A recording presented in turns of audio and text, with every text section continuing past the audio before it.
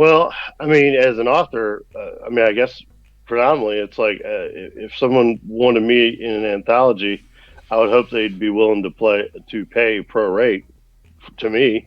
So I certainly want to offer that at a minimum as a courtesy to any other author who I approach to be in an anthology or submit something that I want to put in an anthology. So pro rate pay is just to me, it's like it should be standard, and I understand that not everybody can afford pro rates, and that's fine. And so maybe when you're doing that sort of thing, you get like some more like entry level kind of authors. But again, if you're trying to, for me, tell the best stories you can, or put together. Not we're not telling the stories; they're telling the stories. But the overall package, if you're trying to put together something that really carries a lot of weight and has an impact, uh, you, you have to mix in experienced authors with new voices.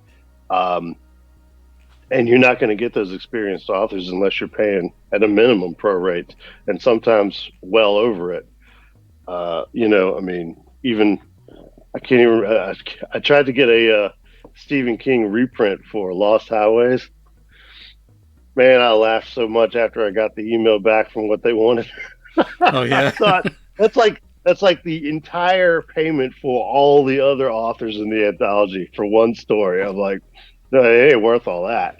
But it was so yeah, it's real eye opening sometimes. And I mean, I don't fault these people because I mean, some of them are so busy and so successful that they just they're like, hey, listen, man, I couldn't do it for any less than blah blah blah. Whereas other authors are like, man, I'd love 5 cents a word, I'm all over it. Six Yeah. cents a word, hell yeah.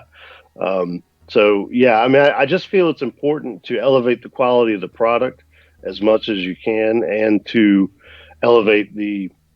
Uh, I mean, certainly, if you have bigger names on the cover, that's going to register with people. But I'm definitely a big believer in mixing in those kind of like you know big names or bigger names with new voices that people maybe haven't heard so much of, and because I think that's important to keep the genre uh, fresh and Yeah. constantly evolving.